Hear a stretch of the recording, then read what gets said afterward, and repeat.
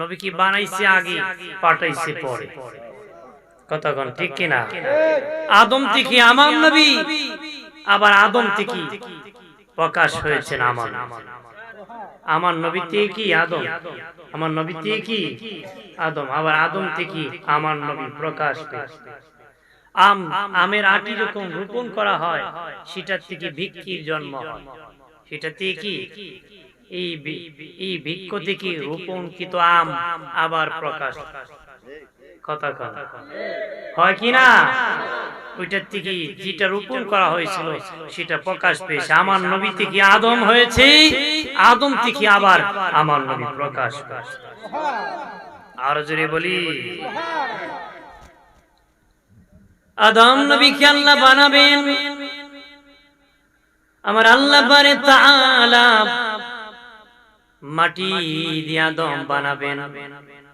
ইসরাফিলকে পাঠালেন, ইসরাফিল মাটি আনতে পারে নাই। জিবরাইলকে পাঠালেন, মাটি আনতে পারে নাই। শেষে আল্লাহ আজরাইলকে বলেন, আজরাইল তুমি দেখো রে, মাটি নিয়ে আনতে পারো রে। সুবহানাল্লাহ। আমার আল্লাহ বলেন, আজরাইল রে, আজরাইল দেখো রে। আজরাইল বলে, মালিক কত বড় ফেরেশতা গিয়েছে, তারা আনতে পারে না, আমি কি আনতে পারবো নি? দেখি হুকুম তামেল করে আনতে পারিনি। মালাকুল মউত আজরাইল তখন মাটি আনতে গিয়েছে, মাটি আরো বেশি কান্না শুরু করেছে। ও মাটি কাঁদো কেন? মাটি বলে, আজরাইল আমি তো তোমার খোদ করি নাই, তুমি কেন রে আমার খোদ করবা? আমি তো তোমার ক্ষতি করি নাই, তুমি কেন আমার ক্ষতি করবা রে? আজরাইল বলে, হ্যাঁ তুমি আমার ক্ষতি করো নাই, কেন রে আমি তোমার ক্ষতি করব? তবে রে আজরাইল, আল্লাহ হুকুম করেছে তুমি কান্না করতেছো, তোমার কান্না এক পাল্লায় দিব, আমার মালিকের হুকুম আর এক পাল্লায় দিয়ে আমি দেখব তোমার কান্নার ওজন বেশি না আমার আল্লাহর হুকুমের ওজন বেশি।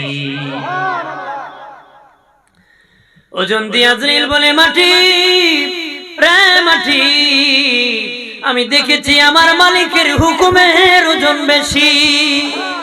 আর যদি বলি, এক মাটি যতই কান্না করো আমি তোমাকে আর সার দেব না, মাটি নিয়ে নেব। এমনি হাত মুষ্টি করেছে, মাটি একটা খাবলা দিয়েছে।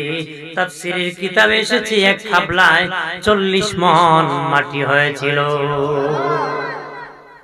কয় মণ? 40 মণ। জান্নাতের তাসলিম নদীর পানি দিয়া খামির বানানো হলো, 60 হাত লম্বা করে আদম নবীকে বানানো হলো। রৌদ্র দিয়া মালিক শুকাইছে, মাটি যখন টন টন করে শুকাইয়া তখন রূহ দিয়েছি, রূহ বের হয়ে আসে। রূহ কি রে, কেন রে বের হয়ে আসো? রূহ আল্লাহ অন্ধকার, আল্লাহ তখন নূরে মুহাম্মদী ঢুকে দিছে, আদমের অচল বডি সচল হয়ে গেছে। নূর যখন আমার নবী নূর মুবারক ঢুকে দিছে, আদমের অচল বডি সচল হয়ে গেছে, জীবন ফিরে এসেছে, রূহানি শক্তি এসে গেছে। সুবহানাল্লাহ। জোরে কা আদম নবী জীবিত হওয়ার পরে আলহামদুলিল্লাহ, আলহামদুলিল্লাহ বলেছে জীবনের প্রথম জীবন পেয়ে। ও বাবাজি, কারো হায়াত 30, 40, 50, 60, 80 বছর হয়েছে। খেয়াল করেন কতদিন ঘুম থেকে বলেছেন উঠে আলহামদুলিল্লাহ। গালি দিতে দিতে ঘুমায় বেটা, গালি দিতে দিতে উঠে। কথা কথা বড় কর, এত আওয়াজ করলে তোরে আমি কুরবানি করব। আছে কিনা? আল্লাহর নাম নাই, নবীর নাম কুরআন। বাইরে আমার খেয়াল করেন ভালো করে। আল্লাহ বলেন, ফেরেশতারা তোমরা বলেছিলে আমার আদম মারামারি করবে, কাটাকাটি করবে রে। দেখো আমার আদম প্রথম জীবন পেয়ে আমার প্রশংসা করেছে। ফেরেশতারা তখন বাইতুল মামুর মসজিদ আছে সেখানে ঘুরতে শুরু করেছে। আল্লাহ অপরাধ করেছি, তুমি আমাদেরকে ক্ষমা করে দাও। আল্লাহ বলেন, হ্যাঁ ফেরেশতারা এই ঘরের বরাবর নিচে একটা ঘর বানাবে, বর্তমান কাবা ঘর প্রথম ফেরেশতারা নির্মাণ করেছিল। আল্লাহ বলেন তোমরা একটা ঘর বানায় দাও, আমার বান্দা বান্দি যখন ভুল করবে, ভুল করে যখন আমার এই ঘরের চতুর্দিকে ঘোরাঘুরি করবে, আমি আল্লাহ করার কারণে তাদের জীবনের গুনাহ ক্ষমা করে দিব। কোন সুবহানাল্লাহ।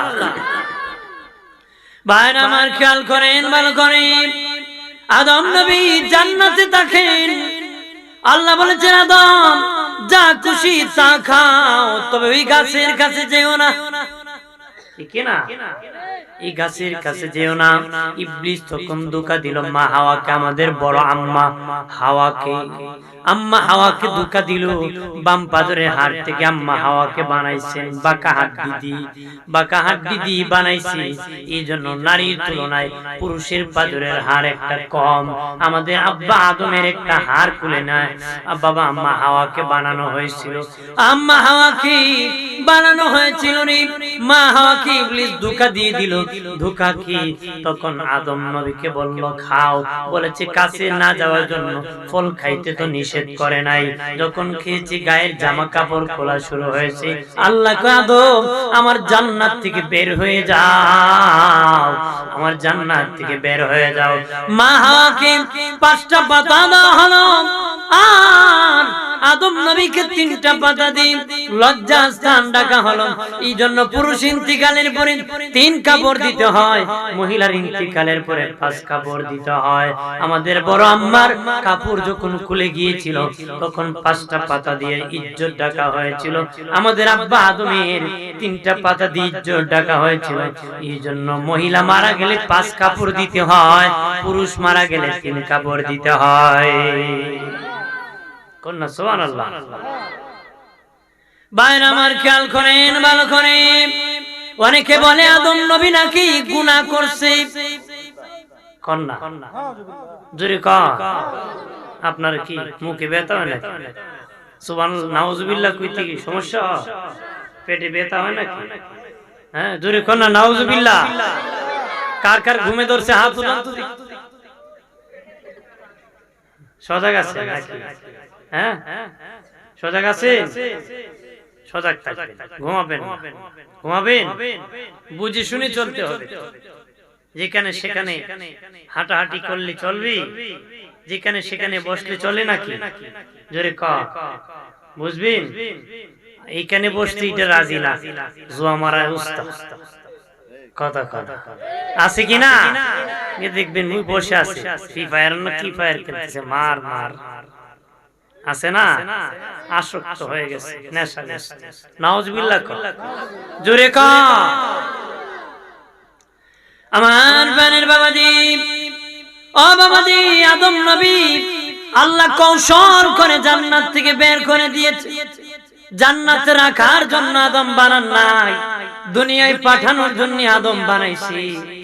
এই দুনিয়া আদম সন্তান বেঁচে থাকবে আর আমার প্রভু রব্বুল আলামিনের ইবাদত করবে। সুবহানাল্লাহ। বাবা বিস্কিট বাজার থেকে কিনে নিয়েছি, আর বাবা সন্তানকে বলেছে বাবা যদি বিস্কিট খাও মক্তবে যেতে হবে। বিস্কিট কালে নিছে, বাপের ওরলে নিছে না সন্তানের নিছে, নিয়ে আইন জারি করছে যদি খাও মক্তবে যেতে। ছেলে যখন সকালবেলা বিস্কুট খাইছে, বাবে মক্তবে যা, যাইতাম না, কইছিলাম না, খাইতে হয় না। কথা কথা আদম নবী আল্লাহ খবর কি? আল্লাহ কইছিলাম না, খাইতে হয় না, যাইতি। কথা কোন ঠিক কি না? বাবা তো আনছি সন্তান খা আর মক্তবে যাক। আল্লাহ চায় আদম জান্নাত থেকে যাক, কারণ দুনিয়া কষ্টের জায়গা। আল্লাহ আমার ভালো লাগে না, আমি জান্নাতে চলে যাব, ঠিক কি না? আল্লাহ একটা পরীক্ষার মাধ্যমে পাঠিয়ে দিয়েছে। আর আদম নবী ভুল করেছেন জান্নাতে, জান্নাতে গুনার সওয়াবের কোনো সম্পর্ক নেই। জান্নাতি গুনার সওয়াবের কি সম্পর্ক? আমার বানের বাবাজি খেয়াল করেন ভালো করে, আদম নবী থেকে নূরে মুহাম্মদী হযরত শীশা আলাইহিস সালামের পেশানিতে এসেছে। ওই নূরে মুহাম্মদী আস্তে আস্তে ইব্রাহিম খলিলুল্লাহর পেশানিতে এসেছে।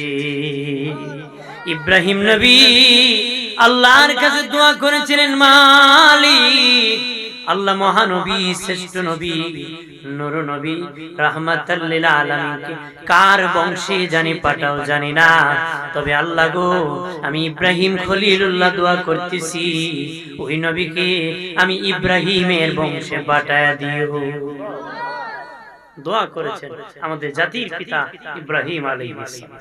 সুবহানাল্লাহ। ভাইরা আমার খেয়াল করেন, ইব্রাহিম নবীকে আগুনে ফেলে দেওয়া হয়েছিল, কয়েক মাইল এরিয়া নিয়ে অগ্নিকুণ্ড বানাইয়া। অগ্নিকুণ্ড থেকে বের হওয়ার আগে আমার আল্লাহ তাআলা ওনার জন্য ফেরেশতার মাধ্যমে একটা ঘর নির্মাণ করেছেন। ইব্রাহিম নবী সেই ঘরের অধিবাসী হলেন, ঘরে থাকলেন। আমার আল্লাহ পরে বাবা 40,000 শিকারী কুকুর দিয়েছি ইব্রাহিম নবীকে। শর্ট করে করে আমি যেতেছি, শুধু ইব্রাহিম নবীর আলোচনা করলে অনেক লম্বা হবে, ধারাবাহিক যাওয়ার জন্য টাচ করে করে যেতেছি। ইব্রাহিম নবীকে আমার আল্লাহ 40,000 শিকারী কুকুর দিয়েছি। প্রত্যেকটা শিকারী কুকুরের গলার মধ্যে স্বর্ণের মেডেল পরিধান। আল্লাহ বলেন, ইব্রাহিম যাও যাও, যে নমরুদ তোমাকে নিঃস্ব করে দিয়েছি, জি নমরুদ তোমাকে সর্বহারা করে দিয়েছি, যাও তুমি ওই কুকুর নিয়ে নমরুদের দেশে আবার যাবা। স্বর্ণের মেডেল পরিধান অবস্থায় কুকুরের গলায় ইব্রাহিম নবী ওই কুকুর নিয়ে যখন নমরুদের দেশে প্রবেশ করলেন, লোকেরা ভয়তে বাগে আর কয়রে আমাদের খোদা ইব্রাহিমকে আগুনে ফেলে দিয়ে নিশ্চয় করে দিয়েছিল। দেখ ইব্রাহিমের খোদা কত ধনী, কুকুর দিয়েছে এমন ভয়ঙ্কর কুকুর, তাদের গলার মধ্যে স্বর্ণের মেডেল কুকুরের গলায়। ইব্রাহিমের প্রভু কত ধনী, আমরা আমাদের বিবির গলায় দিতে পারি না, আর তার প্রভু কুকুরের গলায় স্বর্ণের মেডেল পরায় দিয়েছে। ইব্রাহিম নবী সামনে দিতেছেন, এটা দিয়েছেন নমরুদের গোষ্ঠীর অন্তরে কষ্ট দেওয়ার জন্য। নমরুদের গোষ্ঠীর যেন অন্তরে কষ্ট লাগে, দুঃখ লাগে যে আমরা বিবিরে দিতে পারি না, ইব্রাহিমের খোদায় কুত্তার গলায় স্বর্ণ পরাই দিয়েছে। সুবহানাল্লাহ। ভাইরা আমার খেয়াল করেন, ভালো করেন, ইব্রাহিম নবী সামনে যেতেছেন, দেখেন লোকেরা কাতারে কাতারে যুবক দাঁড়িয়ে আছে।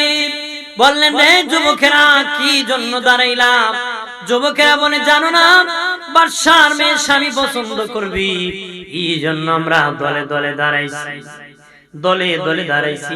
ইব্রাহিম নবী আকাশের দিকে তাকায়, তো মালিক আমার তো বিয়ের বয়স হয়েছে, আল্লাহকে ইব্রাহিম ওই যে বাঙ্গা খেজুর গাছ আছে, এখানে গরিব মানুষ দাঁড়ায় আছে, তাদের পাশে তুমি দাঁড়ায় যাও। ইব্রাহিম নবী ওই যুগের নবী ছিলেন, ওনার চেয়ে কেউ আর সুন্দর ছিল? যে যুগে যিনি নবী হতেন ওনার চেয়ে কেউ সুন্দর বেশি কেউ হতো? ইব্রাহিম আলাইহিস সালাম দাঁড়াইছেন, লোকেরা বলে, তুমি কি জন্য দাঁড়াইলা? আমি একজন প্রার্থী। মানুষকে মোল্লা বেটা রেখা রয়ে গেছে, মোল্লার তো যত দোষ, কথা কথা মোল্লা বেটা বোরদারও যাইতে পারে, মুসল্লির সন্তান মোল্লা খালি ঘন ঘন বোধ, হের চরিত্র বাড়ানো তো আরেক বেটার বোধ, কথা কথা। যদি নিজের বোরদারও খালি যাইতো তাহলে মোল্লা বেটা বোরদারও যায়, কথা মাইকিং করতে, কথা কথা। চরিত্র ভালো না তো তাহলে কেউ বললো কি এত পাগল, তুমি বোর পাগল না, আরেক বেটার বোর পাগল। নাউজুবিল্লাহ। বাইরে আমার খেয়াল করেন, ভালো করেন, বাদশার মেয়ে স্বামী পছন্দ করবে, এলান হয়ে গেল, সাবধান। প্রথম রাজা বাদশাদের ছেলেরা দাঁড়িয়ে আছে, বাবাজি উজির নাজির জমিদারের সন্তানেরা দাঁড়িয়ে আছে। বাদশার মেয়ে কাতারে কাতারে কত হ্যান্ডসাম যুবক, কারো পছন্দ হয় না। তার সঙ্গীরা বলে, বান্ধবীরা বলে, বান্ধবী এত সুন্দর যুবক তোমার পছন্দ হয় না? ওরে বান্ধবী, মনে হয় তোর কপালে স্বামী নাই। আমাদের তো মনে হয় কারো না কারো গলায় ঝুলে পড়ি, কিন্তু রাজা রানীর প্রাণ বন্ধ হবে, ঝোলা যাবে না। বাবাজি বিবি সায়রা, বাদশার মেয়ের নাম ছিল সায়রা। সামনে যে দেখি ইব্রাহিম নবী সবুজ পাখি অবস্থায়, চেহারার মধ্যে নূরে ঝলমল করতেছে, দাঁড়িয়ে আছে। এমনি দুইটা মালা ইব্রাহিম নবীর গলায় পরাইয়া দিছে। লোকেরা দৌড়ে যায় আর কয়, মোল্লা বেটায় বাজি মাইরা দিছে। দৌড়ে আর কয় সর্বনাশ, মোল্লা বাড়ারে পছন্দ করছে। ভাইরা আমার খেয়াল করেন, বান্ধবীরা বলে, রে বান্ধবী কত হ্যান্ডসাম যুবক ছিল রে, তুমি তার গলায় পরায় দিলা। বিবি সায়রা কয়, বান্ধবী এই মেলা তো আমি আমার ওই বন্ধু ইব্রাহিমের জন্য জমাইছি। আজকে 40 রাত ধরে আমার বন্ধুকে আমি স্বপ্নে দেখি, আমার বন্ধুর কপালে আছে নূরে মুহাম্মদী। বিবি সায়রার ঘরে কোনো সন্তান হয় না, তখন বিবি সায়রা আরেকটা বিবাহ করালেন হাজেরাকে। ইব্রাহিম নবী আরেকটা বিয়ে করলেন হাজেরা। হাজেরার ঘরে ইসমাইল নবী পৃথিবীতে শুভ আগমন করলেন। আসার পরে বড় বিবি সায়রার ঘরে হযরত ইসহাক নবী আগমন করেছে। বড় বিবির ঘরে ইসহাক নবী, আর ছোট বিবি হাজেরার ঘরে ইসমাইল নবী আগমন করলেন। ইব্রাহিম নবী দোয়া করেছিলেন, আল্লাহ ওয়া মালিক মহানবী শ্রেষ্ঠ নবী রাহমাতুল লিল আলামিনকে আমি ইব্রাহিমের বংশে পাঠাই দিই। আল্লাহ কবুল করে। ইসহাকের বংশে 70,000 নবী এসেছে। বনি ইসরাইল পয়গম্বর 70,000 পয়গম্বর এসেছে। ইসহাকের বংশে 70,000 পয়গম্বর এসেছে। তবে ইসমাইলের বংশে আর কোন নবী আসে নাই। আমার নূরের নবী একাই পৃথিবীতে আগমন করছে। কিশোরগঞ্জে করিমগঞ্জের উপজেলার মুসলিম জনতা বলেন, এক নবী যে বংশে আসছেন ওই বংশের দাম বেশি না 70,000 নবী যে বংশে আসছে ওই বংশের দাম বেশি? কতক্ষণ না? তাহলে আপনাদের মাথা পরিষ্কার আছে, আমার নবী সব নবীর চেয়ে দামি। যে নবী একাই যে বংশে আসছে বনি ইসমাইল বংশের দাম বেশি। সুবহানাল্লাহ। ভাইরা আমার খেয়াল করেন ভালো করে, ওই নূরে মুহাম্মদী আস্তে আস্তে নবীর দাদা খাজা আব্দুল মুত্তালিবের পেশানিতে আসছে। আল্লাহু আকবার বলেন না।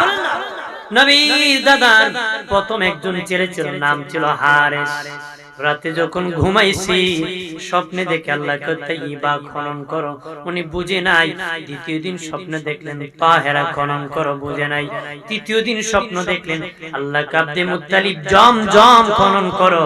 তিনি জিজ্ঞেস করলেন জমজম কোথায়? আল্লাহকে কাবা ঘরের পাশে, লোকেরা যেখানে পাঠা বলি দেয়, গড়িয়া গড়িয়া রক্ত যেখানে জমা হয়, নিচু জায়গার মধ্যে সাদা কাক দেখবা ঘুরতেছে, সেখানে আমি আল্লাহর কুদরতি জমজম কূপ আছে। ওই যে ইব্রাহিম নবী ইসমাইল নবীকে বনবাস দিয়েছিলেন, বনবাস সাফার মারওয়ার মধ্যখানে বাবা ইসমাইল নবী শুয়েছিলেন।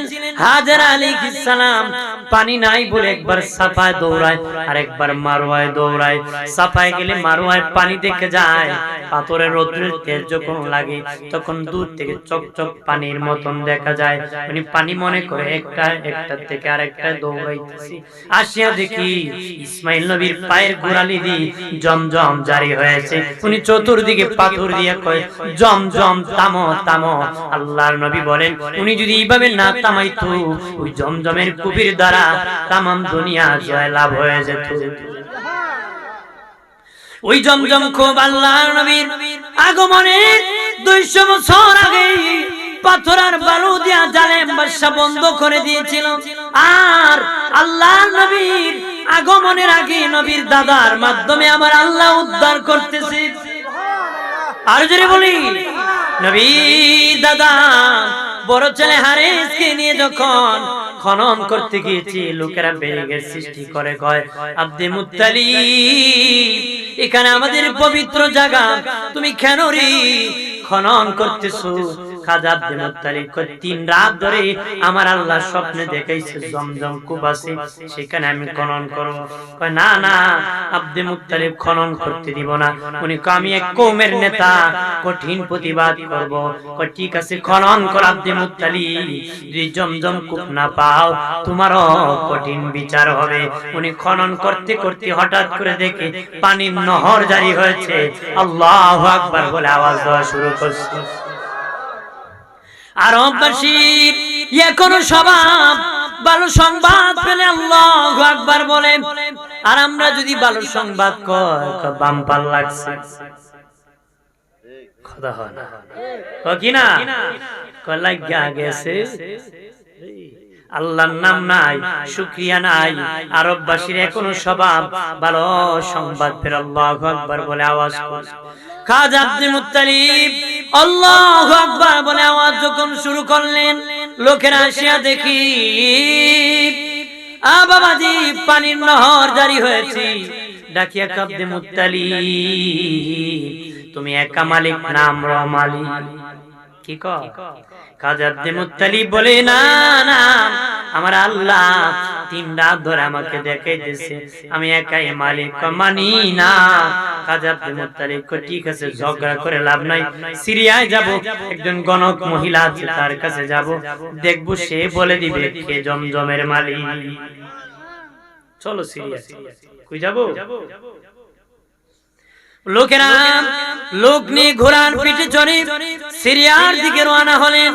মরুভূমির রাস্তা ভুলেছি, মরুভূমির রাস্তা ভুলেছি, এমন জায়গায় গিয়েছেন বাবা, সামনে গেলে মরণ, পিছনে আসলে মরণ, পানিও নাই, খাবারও নাই।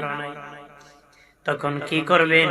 খাজা আব্দুল মুত্তালিব বলেন, লোকেরা রে, হ্যাঁ আমার সঙ্গী সাথীরা, সামনে গেলে মরণ, পিছনে আসলে মরণ, ঠিক আছে, নিজেরা নিজেদের কবর খনন কররি, আর যদি মরে যাই কেউ কবরে রাখবে না, নিজেরা নিজেদের কবর খনন করে শুয়ে যাও। নিজেরা নিজেদের কবর খনন করে শুয়ে গেছে। হঠাৎ করে খাজা আব্দুল মুত্তালিব দেখি তার কবরে পানির নহর জারি হয়ে গেছে। উনি আল্লাহু আকবার বলে আওয়াজ করেছে, লোকেরা দৌড়ে আসিয়া পানি পান করে জীবন রক্ষা করেছে। খাজা আব্দুল মুত্তালিব বলেন, চলো সিরিয়া যাব। তারা বলে, না না, ও খাজা আব্দুল মুত্তালিব, বিচার হয়ে গেছে, আমাদের কারো কবরে পানির নহর জারি হয় নাই, তোমার কবরে পানির নহর জারি হয়ে বুঝাইছি জমজমের মালিক আমরা কেউ নয়, জমজমের মালিক তুমি একাই। জমজমের মালিক কি? তুমি একাই। ঠিক প্রাণের বাবাজি, উনি কাবা ঘরের সামনে আসিয়া কল্লাম চিৎকার দিয়া বলেন আল্লাহ, আর জবান খুলে বলি আল্লাহ, আর আওয়াজ করে বলি ইয়া রাসূলুল্লাহ, দেখে বলে মালিক ও মালিক, আল্লাহ গো, তুমি যদি আমাকে আরো 10টা সন্তান দিতা গো, 10 জন সন্তান দিতা, একটা সন্তান তোমার রাস্তায় আমি কুরবানি করে দিতাম। কোন সুবহানাল্লাহ, হালকা একটু হালকা, একটা সন্তান তোমার রাস্তায় কুরবানি করে দিতাম। সুবহানাল্লাহ। আমার আল্লাহ সুবহানাহু ওয়া তাআলা দিতে দিতে 10 সন্তান দিয়েছে। সর্বশেষ আমার নবীর আব্বাজান আব্দুল্লাহ রাদিয়াল্লাহু তাআলা আনহু শুভ আগমন করেছেন। মারহাবা বলেন না। আর ওনার কপালে গিয়েছে নূরে মুহাম্মাদি। আমার নবীর বাবাজানের চেহারা দেখে যখন লোকেরা ব্যবসা করতে যেত, ব্যবসায় লাভ হতো, চাকরিতে উন্নতি হতো, যে যেটা করতো বাবার সফলতা হতো, এমনকি বড় বড় ধনীর মেয়েরা পর্যন্ত নবীর আব্বাজানের জন্য পাগল পারা দেওয়ানা ছিল। দয়াল নবীর আব্বাজান মরুভূমির মধ্যে উট বেড়া দুম্বা রাখতেছি। আরেক কওমের নেতা নাম হলো আব্দুল ওয়াহাব জোহরি। আব্দুল ওয়াহাব জোহরি বলেন, আমি রাস্তা দিয়ে যেতেছি, দেখি মরুভূমির মধ্যে আব্দুল্লাহ ভেড়া দুম্বা রাখতেছে। কিছু গুন্ডা বাহিনী আসিয়া তাকে আঘাত করার জন্য, মারার জন্য এসেছে। আমি চিৎকার করলাম, কে কুতা চোরি, আগায় গিয়ে যাও, আমার বন্ধু আব্দে মুত্তালিবের ছেলে আব্দুল্লাহকে মারার জন্য গুন্ডা বাহিনী চলে আসছে। আব্দুল ওয়াহাব জোহরি বলতে দেরি, আকাশ থেকে ঘোড়ার পিঠে চড়ে অধিক যুবক আসিয়া হাজির হতে দেরি হয় নাই। ওই গুন্ডা বাহিনীকে কতল করে দিয়েছে। আমার বন্ধুর সন্তান আব্দুল্লাহ প্রাণে বেঁচে গেছে। মারহাবা। আব্দুল ওয়াহাব জোহরি বাড়ি যাইয়া ঘুমের ঘরে রাতের বেলা দেখে কয়, বিবি রে, ও বিবি, আমার বন্ধু আব্দে মুত্তালিবের ছেলে আব্দুল্লাহর এইভাবে দেখেছি। তখন তার বিবি ডেকে বলে, স্বামী, তোমার বন্ধুর সন্তানের প্রশংসা আমার কাছে বলে লাভ কি? বলে, একটা লাভ আছে। আমার এই যুগে একটা মেয়ে আছে, জাহিলি যুগে, তাইয়্যিবা তাহেরা, পবিত্র নাম আমেনা। আমি দেখেছি ওই আব্দুল্লাহর সাথে আমার আমেনার বিয়েটি বড় মানায়। সুবহানাল্লাহ। তার সাথে বিবাহটি কি আমাকে নূরে মুহাম্মদী কথা বলার জন্য বলছেন, আমি ট্রান্সফার বলতেছি ধারাবাহিক। তখন প্রাণের বাবাজি ওনার বিবি ডেকে বললেন, ঠিক আছে, দেখেন আপনি। উনি ওনার বন্ধু আব্দুল মুত্তালিবকে ডেকে বললেন, বন্ধু, তোমার ছেলে আব্দুল্লাহর সাথে আমার একটা কন্যা আছে আমেনা, এই যুগের পবিত্র তাহেরা, তার বিবাহ বড় মানাবে। রাজি হয়ে বিবাহ হয়ে গেল। পরের দিন সকাল বেলা নবীর আব্বা জান কাজ করার জন্য বাড়ি থেকে বের হয়ে গিয়েছেন। নবীর আম্মা জান বলেন, ঘরের ভিতরে কোনো খাবার নাই, এমনকি খাওয়ার মতন কোনো পানি নাই। নবীর আম্মা জান বলেন, আমি ঘর থেকে বাহির হলাম, দেখি একটা পাহাড় দেখা যায়, পাহাড়ের উপর উঠলাম, দেখি একটা ঘর দেখা যায়। ঘরের দরজা আমি ডাক দিলাম, একজন মহিলা ঘরের ভিতর থেকে চিৎকার করলো, কে কোথায় আছো রে? তাড়াতাড়ি দরজা খুলো। খুলিয়া দেখো আমেনা নামক কোন মহিলা আমার ঘরের দরজা হাজির হয়েছে। যে মহিলা চিৎকার করেছি, ওই মহিলার বয়স 320 বছর, চোখে দেখে না, হাঁটতে পারে না, প্যারালাইসিস হয়ে গেছি। ঠিকই অন্য মহিলা দরজা খুলে জিজ্ঞেস করছে, মা তুমি কে? বলেন, আমি আমেনা। মা, তখন বৃদ্ধ মহিলা কি বললেন, হ্যাঁ আমেনা। বললেন, মা কেমনে বুঝলাম আমেনা এসেছি? তখন ওই মহিলা ডেকে বলে, আমেনা, তোমার গত রাত্রি আব্দুল্লাহর সাথে বাসর হয়েছে। হ্যাঁ আমার হয়েছে। আপনি কেমনে বুঝলেন আমি আপনার ঘরের দরজা হাজির হয়েছি? আপনি তো চোখে দেখেন না। ওই বৃদ্ধ মহিলা ডেকে বলে, আমেনা, আমি তাওরাতের হাফেজ, তাওরাত কিতাব পড়তে পেয়েছিলাম, আখির নবীর মা পরের দিন পানির জন্য আমার ঘরের দরজায় হাজির হয়েছে। রে আমেনা, তুমি আমার ঘরের দরজায় হাজির হইবারি। মা আমেনা বলে, আপনি তো চোখে দেখেন না, আপনি কিভাবে বুঝলেন আমি এসেছি? মহিলা বলে, আমি নূরে মুহাম্মদীর ঘ্রাণ পেয়েছি। ওই মহিলা ডেকে বলে, আমেনা, রে আমেনা, একটু দাঁড়াও, তোমার কদমে আমি একটু চুমু খাবো। মা আমেনা বলেন, মা আপনি আমার দাদুর চেয়ে বৃদ্ধ, আপনি কেন আমার কদমে চুমু খাবেন? কেন খাবেন? মা আমেনা ডেকে বলে, কেন আমার কদমে চুমু খাবেন? ওই মহিলা ডেকে বলে, মাগো তোমার কদমে চুমু খাবো না, আমি আমার নূরের নবীর কদমে চুমু খাবো। মহিলা চুমু খাইতে দেরি, চক্ষু ফিরতে দেরি নাই, প্যারালাইসিস ভালো হয়ে স্বাভাবিক সুস্থ হতে দেরি হয় নাই। ভাইরা আমার খেয়াল করেন, এরপরে নবীর আব্বা জান পৃথিবী থেকে বিদায় হয়ে গেলেন। নবীর আম্মা জান বাবাজি শ্বশুরের বাড়িতে লালিত পালিত হইতেছেন। মা আমেনা বলেন, আমি যখন রাস্তা দিয়ে যাই, গাছ আমাকে সালাম জানায়, গাছ দূর থাকলে দৌড়ে আমার কাছে হাজির হয়, ছায়া দেয়। বলে, নবীর আম্মা জান যেতেছেন, কষ্ট দিলে বেয়াদবি হয়ে যাবে, পাখি মাথার উপর দিয়ে যায় না, বেয়াদবি হয়ে যাবে। আর মা আমেনা বলেন, শক্ত পাথরে যখন আমি পা রাখি, মোমের মতন গলে নরম হয়ে যায়, গরম বালু ঠান্ডা হয়ে যায়। প্রত্যেক মাসে একজন পয়গম্বর আসে, এক মাসে দেখি একজন পয়গম্বর সাদা দাড়িওয়ালা এসেছে। আমি বললাম, বাবা কে গো তুমি? ডেকে বলে, আমি আদম সফিউল্লাহ মা, আমি আমার কবর থেকে এসেছি সতর্ক করার জন্য। তোমার পেটে আছি আখির নবী, শেষ পয়গম্বর। আর জোরে বলি। মা আমেনা বলেন, পরের মাসে দেখি আরেকজন। বললাম, বাবা কে গো? উনি বলেন, আমি মুসলিম জাতির পিতা ইব্রাহিম খলিলুল্লাহ। বাবা কেন এসেছ? উনি বলেন মা আপনার পেটে রহমতের নবী আসছে বলার জন্য এসেছি। এরপরে মা আমেনা বলেন আর অনেক নবী দেখেছি, একজন নবী দেখলাম, বললাম কি? উনি কয় মা আমাকে চিনবানি, আমি এমন পয়গম্বর, আমার ইন্তেকাল হয়েছে, গোসল হয় নাই, কাফন হয় নাই, জানাজা হয় নাই, কবর হয় নাই, আমি ডাইরেক্ট জান্নাতে চলে গিয়েছিলাম, আমার নাম ইদ্রিস আলাইহিস সালাম। ইদ্রিস বাবা কেন এসেছ, কি জন্ম এসেছ? ইদ্রিস নবী ডেকে কয় মা, ও মা, মা গো তোমার পেটে রহমতের নবী আছে, ওই নবী দিয়ে আগমন করবে জানানোর জন্য এসেছি। মা আমেনা বলেন আমার দেহ মুবারক থেকে মেশকের ঘাম বের হতো, মেশকের ঘাম বের হতো, তুতুর থেকে মেশকের ঘাম বের হতো।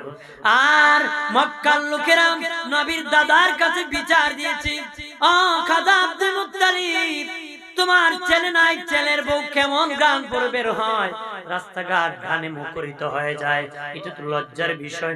নবীর দাদা তার বিবির কাছে, নবীর দাদুর কাছে বলতেছে, বিবিরে আমার নাক কাটা যাইতেছে, ইজ্জত সম্মান যেতেছে, আমার সন্তান নাই, আমার ছেলের বউ আমেনা কি গান পরে বের হয়, মানুষ আমাকে লজ্জা দিতেছে।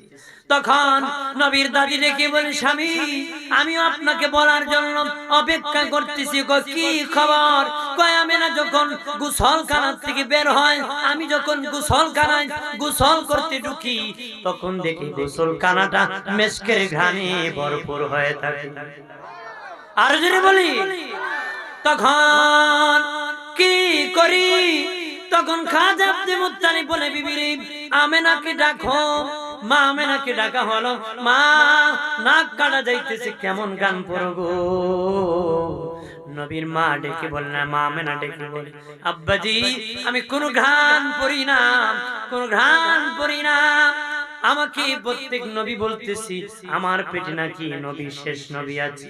গাছ সালাম জানায়, পশু পাখি বলে, আমার তুতু থেকে এইদিকে তুতু নিক্ষেপ করতেছি, মেশকের ঘাম বের হইতেছে, মেশকের ঘাম বের হইতেছে। আব্বা আমি কোনো গান পড়ি না, আমি কোনো গান লাগাই না, মনে হয় আমার সন্তানের গান বের হয়। পৃথিবীর যত নারী সন্তান প্রসব করে পেট উঁচু হয়, ঠিক কিনা বলে? আমি আপনি যখন মায়ের পেটে ছিলাম, মায়ের পেট স্বাভাবিক থেকে একটু উঁচু হয়েছে, তবে তিনজন ব্যক্তি, তিনজন মহিলা সন্তান প্রসব করেছে, তাদের পেট 1 ইঞ্চি উঁচু হয় নাই। একজন মুসা নবীর মা, মুসা নবী যখন মায়ের পেটে ছিলেন, মায়ের পেট 1 ইঞ্চি উঁচু হয় নাই। আর একজন ঈসা নবী মরিয়মের পেটে যখন ছিলেন, হযরত মরিয়মের পেট 1 ইঞ্চি উঁচু হয় নাই। আর একজন আমাদের নবী, নূরের নবীর আম্মা জান, নূরের নবী মায়ের পেটে ছিলেন, মা আমেনার পেট 1 ইঞ্চি উঁচু হয় নাই। সুবহানাল্লাহ। আমার নূরের নবী যেদিন পৃথিবীতে শুভ আগমন করবেন, পৃথিবীতে শুভ আগমন করবেন, খাজা আব্দুল মুত্তালিব বলেন আমি কাবা করেছিলাম, কাবা ঘর দেখি মা আমেনার ঘরের দিকে ঝুঁকে গেছি।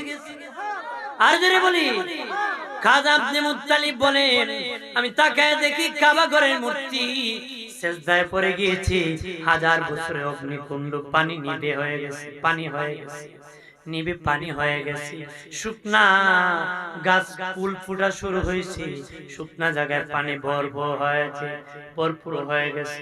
খাজা আব্দুল মুত্তালিব দৌড়াইয়া আমেনার হুজরা ডাক দিয়েছেন, খবর পেয়েছেন ওনার নাতি চন্দ্রের চেয়ে সুন্দর নূরের নাতি পৃথিবীতে আগমন করছে। সুবহানাল্লাহ। মা আমেনা বলেন, আরে পৃথিবীর মানুষ শুনে নাও, ভালো করে শুনে নাও, পৃথিবীর সন্তান মায়ের নির্ধারিত জায়গা দিয়ে পৃথিবীতে শুভ আগমন করে। মা আমেনা বলেন আমার বাবা মুহাম্মদ বাম পাদরের নিচ দিয়ে পৃথিবীতে শুভ আগমন করেছে। দুনিয়ার দাইমাকে জিজ্ঞাসা করে দেখবেন, আমি আপনি যেদিন পৃথিবীতে এসেছি দুর্গন্ধ ছড়াইতে ছড়াইতে এসেছি, কিন্তু নবীর মা বলেন আমার বাবা মুহাম্মদ যখন পৃথিবীতে এসেছে মেশকের গান ছড়াইতে ছড়াইতে এসেছে। আর যদি বলি মা আমেনা বলেন সন্তান যখন পৃথিবীতে আসে নার কাটতে হয়, আমার বাবা মুহাম্মদ নার কাটা অবস্থায় এসেছে। সন্তান পৃথিবীতে আসলে উলঙ্গ আসে, আমার বাবা মুহাম্মদ কাপড় পরিধান অবস্থায় এসেছে। দুনিয়ার সন্তানের খতনা করতে হয়। মা আমেনা বলেন আমার বাবা মুহাম্মদ খতনা অবস্থায় পৃথিবীতে শুভ আগমন করছে। আর প্রাণের বাবাজি আমার নূরের নবীর নূরের ঝলক মলকি শাম দেশের প্রাসাদগুলা পর্যন্ত আলোকিত হয়ে গেছে। অনেকে বলি আব্দুল্লাহ মাটির, আমেনা মাটির, মাটির ঘরে মাটি হয়, মাটির ঘরে কেমনে নূর হয়? নাউজুবিল্লাহ। জোরে কয়, কি কয়? মাটির ঘরে মাটি হয়, মাটির ঘরে আম গাছ থেকে আম হয়, জাম গাছ থেকে জাম হয়, মাটির গাছ থেকে কি হয়? আমি বলি প্রাণের বাবাজি, আম গাছ থেকে আম হয়, জাম গাছ থেকে জাম হয়, আম গাছ থেকে আবার বড়ইও হয়, হয় না? আম গাছের ডালা একটা কাটিয়ে যদি বড়ই গাছের কলমে লাগায় দেয়, কথা হয় কি না? দেখা যায় বাবা এক ডালায় আম ধরি আর এক ডালায় বড়ই ধরি।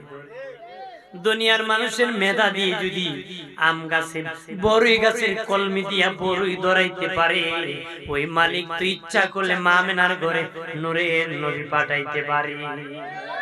আল্লাহ বলেন কাদ অবশ্যই যা তিনি আসিয়াছেন কোন তোমাদের নিকটে মিনাল্লাহ, আল্লাহ হইতে নূর নবী মুহাম্মদুর রাসূলুল্লাহ সাল্লাল্লাহু আলাইহি ওয়াসাল্লাম ওয়া কিতাবুম মুবিন, প্রকাশ্যে 30 পারা কালামুল্লাহ শরীফ।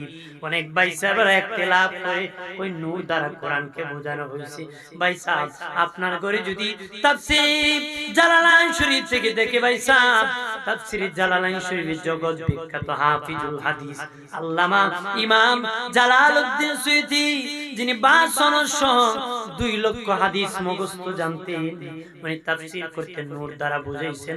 উনি বলেন হুয়ান নবী সাল্লাল্লাহু আলাইহি ওয়াসাল্লাম, উনি বলেন ওই নূর দ্বারা আমার নূরে নবী নূর মুবারককে বোঝানো হয়েছে। আরো জোরে বলি, আমার দিনের নবী দুধ পান করেছিলেন 3 জনের, এর মধ্যে বেশি দুধ পান করেছিলেন আম্মা হালিমাতুস সাদিয়ার। আম্মা হালিমাতুস সাদিয়া বলেন আমি যখন বাবা মুহাম্মদকে নেওয়ার জন্য এসেছি, দেখে আমার মায়া লেগে গেল। আমি গরীব, আমার উটটা বড় দুর্বল। বাবা মুহাম্মদকে আমার স্বামীকে সামনে বসাইলাম, বাবা মুহাম্মদকে মধ্যখানে বসায়া আমি পিছনে বসে যখন উটকে আঘাত করলাম, উঠে না, আঘাত করি উঠির জবান করে কয় আমেনা রে আমেনা, জীবন ভর পিটাইতে পারো, উঠতে পারি না, কারণ রহমতের নবী পিছনে বসতে পারে না, তার সামনে কেউ বসতে পারে না, ওই নবীকে সামনে বসিয়ে দাও, আমি দাঁড়ায় যাব। মা আমেনা বলেন আমি যখন শিশু বাবা মুহাম্মদকে যখন সামনে বসেছি, আমার দুর্বল সবল হয়ে দাঁড়ায় গেছে, দৌড়াইতে শুরু করছে। অনেক সবল উঠ অনেক আগে বাড়ি গিয়েছে, যাওয়ার জন্য রওনা করেছে। আমি অনেক পরে দুর্বল উঠ এত সবল হয়েছে, সকলের আগে আগে দৌড়াইয়া বাড়ি আমি পৌঁছে গেছি। আর মা আমেনা বলেন বাবা মুহাম্মদকে দুধ খাওয়াইতাম, ডান স্তনের দুধ খাওয়াইয়া বাম স্তনের দুধ আমি কোনোদিন খাওয়াতে পারি নাই। আল্লাহু আকবার বলেন না। বড় হওয়ার পরে বলেছি বাবা কেন গো তুমি 2 স্তনের দুধ খাও নাই? নবী কয় মা আমার আরেকটা ভাই ছিল মা, আমি যদি 2 স্তনের দুধ খেয়ে ফেলি ভাইয়ের হক নষ্ট হবে, আমি আমার হক খেয়েছি, ভাইয়ের হক আমি আমানত রাখছি। আমার নবী কেমন নবী, মায়ের কোলে হক আদায় করছে। মায়ের কোলে কি হক আদায় করছে। দয়াল নবীজি বড় হইতেছেন, বয়স 2 বছর। আর কিছুক্ষণ বলবো, খারাপ লাগতেছে না? হ্যাঁ হ্যাঁ সারা রাত জানি তো, হ্যাঁ একটু বরুতি যাওয়া শুরু করবো, সারা দিন উপায় আছে। এক বেচারা ওয়াজ করছি, মুজাওয়াজ করতেছে, কাঁদতেছে। কিছুক্ষণ পরে সজাগ হয়ে চেয়ে দেখি এক বেচারা ডান দিকে বইয়ে কাঁদতেছে। করে ভাই সবাই চলে গেছে, তুমি আল্লাহর ওলি, যাও না, ধর্মে রাখো, আমি মাইক। কান্দো কেন? মশার যন্ত্রণায় কান্দতেছে। কি যন্ত্রণা? তা আমি জানি তো তারপরও কিছুক্ষণ বলি, যেহেতু অনেক দূর থেকে আসছে, অনেক কষ্ট করে আসছে। গতকাল চট্টগ্রাম ছিল, আমার সাথে এরও কষ্ট করছে, ঘুমও হয় না ঠিক মতো। আসছি বাসায়, শুধু গোসল দিছি, খাইছি, আবার গাড়ি নিয়ে এদিকে চলে আসছি। এখানে পৌঁছে গেছি, ভাই মহব্বত করে মায়া করে দাওয়াত করেছি আপনাদের পক্ষ থেকে। আসছি এই বছর নিয়ে কয় বছর? কয়বার? 3 বার হয়েছে। খারাপ লাগে না? হ্যাঁ, কোন নিবিলে হুজুর কি তো 32 বছরই। হ্যাঁ, রাগ করছেন নাকি আমার? আর কিছুক্ষণ বলি, মহব্বতে একটু দোষী পড়ি। আল্লাহুম্মা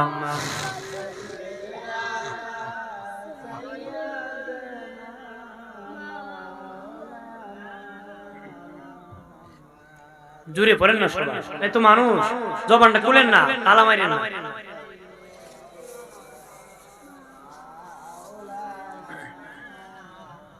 বাড়ি বাড়ি করণে মন, সেই বাড়ি তো তোমার নয়, আসল বাড়ি কবরেতে একবার মনে রে ভাবলে নয়। আল্লাহুম্মা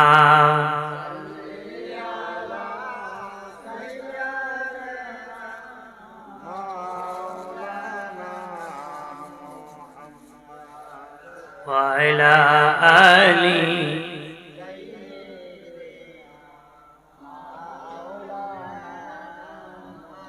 আমার প্রাণের বাবাজি খেয়াল করেন ভালো করে, ও প্রাণের বাবাজি 2 বছর আমার দিনের নবীর বয়স। হালিমাতুস সাদিয়া বলে প্রতিদিন একবার হলো বাবা মুহাম্মদকে কোলে নিতে হতো। আমি গরিব, সারাদিন কাজ করতে হতো, যদি সারাদিনের ভিতরে একবারও কোলে না নিতাম, আমার বাড়ির মধ্যে দুর্ঘটনা ঘটে যেত। কেন ঘটে যেত? আল্লাহর হাবিবকে কোলে না নিলে আমার আল্লাহ বেজার হয়ে যেত। আম্মা জান হালিমাতুস সাদিয়া বলেন, একদিন বিকাল হয়ে গেল, কাজ করতে করতে আমার মেয়ে সাহেবাকে ডেকে বললাম, সাহেবা বাবা মোহাম্মদ কোথায় আছে? বলে, দেখো মা, আমাকে কোনোদিন বোন বলে নাই, তোমাকে কোনোদিন মোহাম্মদ মা বলে নাই, কিন্তু আজকে দেখা যায় কিছুক্ষণ আগ থেকে মোহাম্মদ ওই পাহাড়ের কাছে তাকাইয়া মুস্কি মুস্কি হাসতেছে, আর জানি মা কার সাথে কথা বলতেছে। হালিমাতুস সাদিয়া বলেন, আমার বাড়িতে এইরকম অলৌকিক ঘটনা আরো ঘটেছি। দৌড়ায় যায় নূরের নবী জামা মুবারককে ধরেছে, দেখি পাহাড়ের উপর গোরার পিঠে একজন সবুজ পাগড়িওয়ালা বসে আছে, আমার দিনী নবী তার সাথে কথা বলতেছে। বড় হওয়ার পরে বলেছিলেন, বাবা মুহাম্মদ 2 বছর বয়সে সর্বপ্রথম তুমি তার সাথে কথা বলেছিলে, সে কে? নবী কয়, মা সে হলো জিবরিল ফেরেশতা, আমি জিবরিলের সাথে জীবনের প্রথম আলোচনা করেছি। আরো জোরে বলি, প্রাণের বাবাজি, ও বাবাজি, আল্লাহর নবী বড় হতে হতে বড় হয়ে গেলেন। নবীর চাচা ডেকে বলে, বাতিজা, ও বাতিজা, ছোট খালের কিছু তোমার কি মনে আছে রে? নবী বলেন, চাচা আপনার কি মনে আছে? নবী বলেন, চাচা বলে, হ্যাঁ বাতিজা আমার মনে আছে। কি চাচা মনে আছে? বাতিজা, একদিন তোমার আম্মা বাড়ির সামনে উঠানের নিচে তোমাকে শোয়া রাখছে, আমি দিকে আকাশের সূর্যটা তোমার দিকে আসা শুরু করছে, আমি ভাবলাম তোমাকে গ্রাস করে ফেলবে, শেষ করে ফেলবে। আমি চিৎকার করলাম, দেখি না না, তোমার কাছাকাছি এসে সূর্য ডান্স করতেছে। তুমি ডানে তাকালে সূর্য ডানে যায়, তুমি বামে তাকাইলে সূর্য বামে যায়, তুমি সোজা হলে সূর্য এইভাবে নাড়াচাড়া করে, আর তুমি জানি কি বলো আর মুস্কি মুস্কি হাসো। দয়াল নবী বলেন, চাচা, ও চাচা, শুধু সূর্যের নাড়াচাড়া দেখেছেন, সূর্য কি কথা আমার সাথে বলেছে আপনি কি শুনেছেন নাকি? না বাতিজা, কি বলেছে আমি শুনি নাই। নবী কয়, চাচা শুধু নাড়াচাড়া করেছি, এটা শুধু মনে নয়, সূর্য আমাকে কি বলেছে সেটাও আমার মনে আছে। চাচা ডেকে বলে, বাতিজারে বলো বলো ভাতিজা, সূর্য কি বলেছে? নবী বলেন, চাচা আমার আব্বা পৃথিবীতে আসার আগে ইন্তেকাল হয়েছে। আমি যখন কান্না করি, আমার আম্মা বলে তার বাবা বেঁচে থাকলে বাজার থেকে খেলনা এনে দিত। বাচ্চা যখন কান্না করি, বাবা খেলনা এনে দিলে বাচ্চার সামনে নাড়াচাড়া করলে কান্না বন্ধ করে। ঠিক কিনা? বাচ্চার সামনে খেলনা নিয়ে নাড়াচাড়া দিলে কান্না বন্ধ করে দিই, কান্না বন্ধ করে দে। কে তাকে খেলনা দিবি? তার তো বাবা নাই, কি দিয়ে কান্না বন্ধ করব? সূর্য ডেকে বলে, নবী ও দিনের নবী, এই জন্য আপনার মা কান্না করে। আপনার বাবা বেঁচে থাকলে ওই বাজার আর সেই বাজার থেকে খেলনা এনে দিতেন। আমার আল্লাহ আমি সূর্যকে আপনার জন্য খেলনা বানায় পাঠায় দিছি। জোরে বলি। এইভাবে আমার আল্লাহ আমার নূরের নবীকে ভালোবাসতেন। সুবহানাল্লাহ বলেন না? আর জোরে বলি। নবী বড় হতে হতে নবী যখন কালেমার দাওয়াত দেওয়া শুরু করলেন, জালেমরা জুলুম শুরু করলো, কাফেররা নির্যাতন শুরু করলো, নূরের নবীর উপর আঘাত শুরু করলো, নবীর উম্মতির প্রতি নির্যাতন শুরু করলো, নবীর উম্মত নারীদের প্রতি জুলুম আর অত্যাচার। ওরে মুমিন, আমার নূরের নবীর কঠিন পরিশ্রমের দ্বারা আজকে ইসলাম, নবীর কঠিন ধৈর্যের দ্বারা আজকে ইসলাম এই পর্যন্ত। দয়াল নবী কালেমার দাওয়াত দেওয়ার জন্য 10 জন সাহাবী পাঠাইছি এক দেশের মধ্যে। তখন বাবাজি এইভাবে নির্যাতন করেছে, তারা ধরিয়া সাহাবীদের কিনে জুলুম নির্যাতন করেছে। এর মধ্যে 2 জন সাহাবী পাহাড়ের ভিতর ঢুকে পড়েছে। সেখান থেকে খুঁজে খুঁজে তারা বাবাজি বন্দী করে জালেমের দরবারে নিয়ে গেছে। জালেম তখন বাবাজি ওই 2 জন সাহাবীকে হত্যা করে দিবি, হারাম মাস ছিল, বলল এখন হত্যা করব না, ওই মাস চলে গেলে পরে হত্যা করব। ওই মাস যখন চলে গিয়েছি, একজন সাহাবীকে হত্যা করবে, কয় বলো মুহাম্মদের দরবার ছেড়ে দিতে হবে? উনি বলে জীবন ছেড়ে দিতে পারি, আমার নবী দরবার ছাড়তে পারি না। তারা কেমন ভালোবাসতেন। এরপরে বাবা ওই সাহাবীকে মারিয়া গাছের সাথে পেরেক মেরে দিছে। নাউজুবিল্লাহ বলেন না? গাছের সাথে পেরেক মেরে দিছি, লাশটা গাছের আগার মধ্যে লটকায় দিছি। এইভাবে লটকায় দিছি। কেন লটকাইছি? মানুষ দেখে যেন ভয় করে, যারা কালেমা যেন আর নতুন করে কেউ না পড়ে। 40 জন পাহারাদার ওই গাছের গোড়ায় দিয়ে দিছে, লাশ যেন কেউ না নিতে পারে। আমার নূরের নবী কাছে ওই সাহাবী যখন তাকে গাছের সাথে পেরেক মারা হয়, এখনো ইন্তেকাল করে না, সে তখন আকাশ বাতাসকে ডেকে বলে, রে বাতাস, আমি নবীর জন্য জীবন দিয়ে দিতেছি। বাতাস রে, আমার নবীর দরবারে আমি তো শহীদ হয়ে গেছি, ওই খবর কানে পৌঁছায়া দিও। নবীর কাছে পৌঁছায় দিছে। আমার নবী মসজিদ নববীর মধ্যে দা দা করে চোখের পানি ছেড়ে কান্না ভেঙে নবী কাঁদিয়া কয়, রে সাহাবীরা, আমার সাহাবীর লাশ গাছের গায়ে লটকায় দিছ রে, তোরা কি এখানে কেউ পারবা রে? আমার ওই সাহাবীর লাশ গাছ থেকে নামায় আনতে, তোমরা কি কেউ পারবা আমার সাহাবীর লাশ গাছ থেকে নামায় আনতে? হযরত আলী রাদিয়াল্লাহু তাআলা বলেন, ইয়া রাসূলুল্লাহ আমি নিতে পারবো। অথবা অন্য একজন সাহাবী বলেছেন, ইয়া রাসূলুল্লাহ আমি নিতে পারবো। তো 2 জন একই সাথে লাশটা নেওয়ার জন্য রওনা করেছে। ঠিক যেখানে লাশ গাছের মধ্যে লটকানো আছে, 2 জন সাহাবী যখন দাঁড়াইছি, আমার আল্লাহ 40 জন পাহারাদারের মধ্যে ঘুম পাড়ায় দিছে।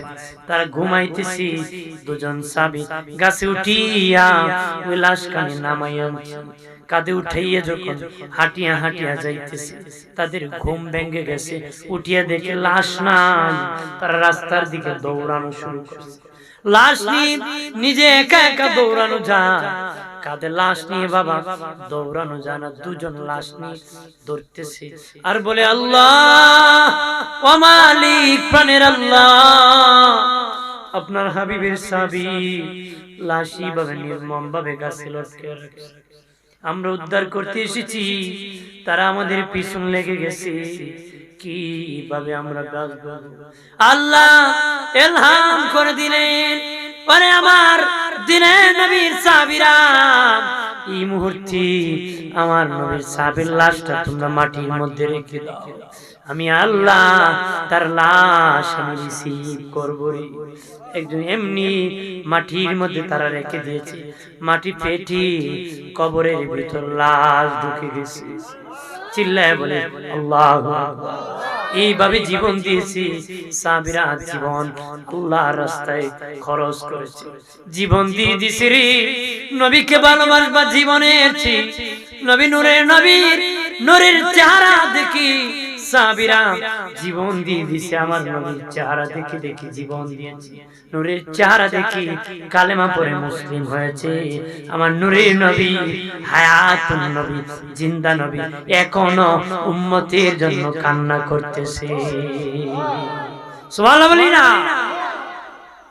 আমার প্রাণের বাবাজি তায়েফের জমিনে মার খেয়েছেন নবী, নবীজির পেট মুবারকে মারের দাগ বসে গিয়েছিল।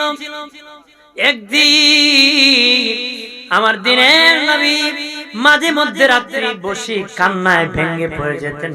আম্মা জান আয়েশা বলেন মাঝে মধ্যে নবী বসে কান্নায় ভেঙে পড়ে যেতেন। জিজ্ঞাসা করলাম নবী কি জন্য কান্না করতেছে? নবী গো বুঝতে পেরেছি বিছানাটা মনে হয় শক্ত, এই জন্য বেশি কান্না করতেছি। নবী কো না না আয়েশা, বিছানার জন্য আমি কান্না করতেছি না। মা আয়েশা বলেন নবীজি আপনার বালিশটা অনেক শক্ত গো নবী, এই ব্যথা পেয়ে মনে হয় কান্না করতেছি। নবী কো না না আয়েশা এই জন্য নয়, এই জন্য নয়। বলি ইয়া রাসূলুল্লাহ মায়ের কথা মনে হয়, মনে হয়েছে। নবী কো না না মায়ের কথা মনে হয় নাই, ইয়া রাসূলুল্লাহ বাবার কথা মনে হয়, মনে হয়েছে। না রে আয়েশা বাবার কথা নয়। মা আয়েশা বলেন নবীজি মনে হয় আপনার বিবি খাদিজাতুল কুবরার কথা মনে হয়েছে। নবী বলেন না রে আয়েশা। মা আয়েশা বলেন কি জন্য কাঁদতেছেন বলেন? নবী বলে আয়েশা রে আমি আমার গুনাহগার উম্মতের জন্য কান্না রে আয়েশা, আমার গুনাহগার উম্মতের জন্য কান্না করতেছি। মা আয়েশা বলেন নবী বসন্ত হয়েছিল নাকি? পিঠে মোবারকে এত দাগ কেন? নবী কয় আয়েশা রে কিছুই হয় না, আমি যখন তায়েফ গিয়েছিলাম তায়েফের যুবক আমাকে পাথর মেরেছিল, পাথর মেরে মেরে বেহুশ করে জমিনে ফেলে দিয়েছিল। ওই পাথর মারার দাগ আজও আমি নবীর পিঠ মোবারকে আছে। আমার আল্লাহর নবী সরওয়ারি, আমার মায়ার নবী কান্ডারি, দয়া করো আমি দয়া ভিখারি, জোরে দয়া করো আমার আল্লাহর নবী সরওয়ারি, আমার মায়ার নবী কান্ডারি, দয়া করো আমি দয়া ভিখারি, দয়া হাসরের কান্ডারি হয়া নিয়মরে পার করিয়া, হাসরের কান্ডারি হয়া নিয়মরে পার করিয়া, আমি কাতরে বিনয় করি, আমি কাতরে বিনয় করি, দয়া করো আমি দয়া ভিখারি, দয়া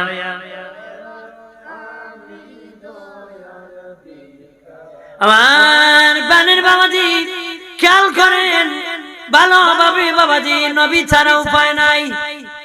কথা বলা, নবী ছাড়া উপায় নাই, উপায় নাই রে। নবীর বিরোধিতা করিও না, নিজের বিরোধিতা হয়ে যাবে। নবীর বিরোধিতা করলে জান্নাত বঞ্চিত হয়ে যাবে, নবীর বিরোধিতা করলে জাহান্নামী হয়ে যাবে।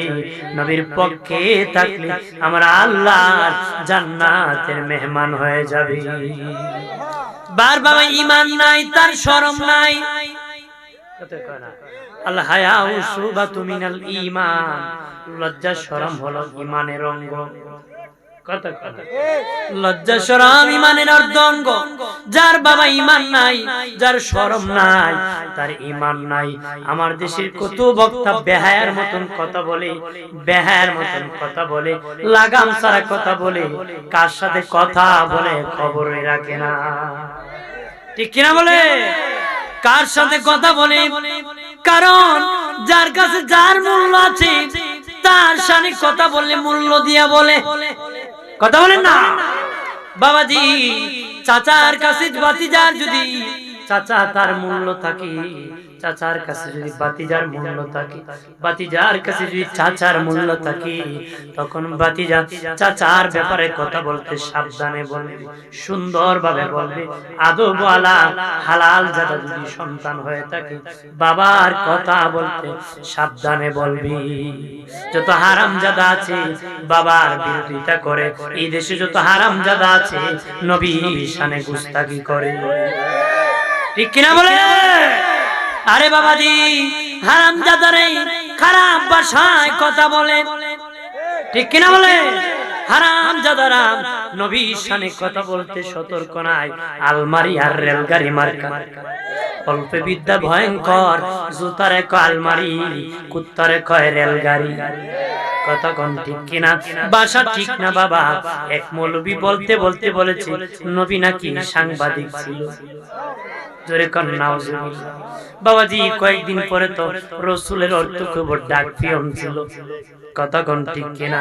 কেন সাংবাদিক ছিল নবী বলেছে? কেন বলেছে? এই দেশের যারা সাংবাদিক ছিল তাদের ভোট পাওয়ার জন্য। এই দেশে তো ডাক পিয়নও আছে বাবা, ডাক পিয়নের ভোট পাওয়ার জন্য তো এই কথা বলতে পারে। যার লাগাম নাই সে যা মনে চায় তাই বলতে পারে। কথা বলেন না? আরে বাবা, তার কাছে তো নবীর কোনো মূল্য নাই, এই জন্য নবীর শানে কথা বলতে তার কোনো আদব নাই। এটা বেয়াদব, হারামজাদা। হারামজাদা কোনদিন রাসূলুল্লাহর উম্মত হতে পারে না, আর হারামজাদার মুখে কোনদিন নবীর শানে ভালোবাসা হতে পারে না। কথা বলেন না? যে যেমন, যার ঈমান যেমন, নবীকে সে তেমন মনে করে। কথা বলে না? কুখ্যাত ভণ্ড কাফের দেওয়ান বাকি বলেছিল, সে রাত্রে স্বপ্নে দেখেছি দয়াল নবী মরে পচে গলে গিয়েছে। নাউজুবিল্লাহ বলেন না? সে স্বপ্নে দেখেছি আমার নূরের নবী নাকি মরে পচে গলে গিয়েছে।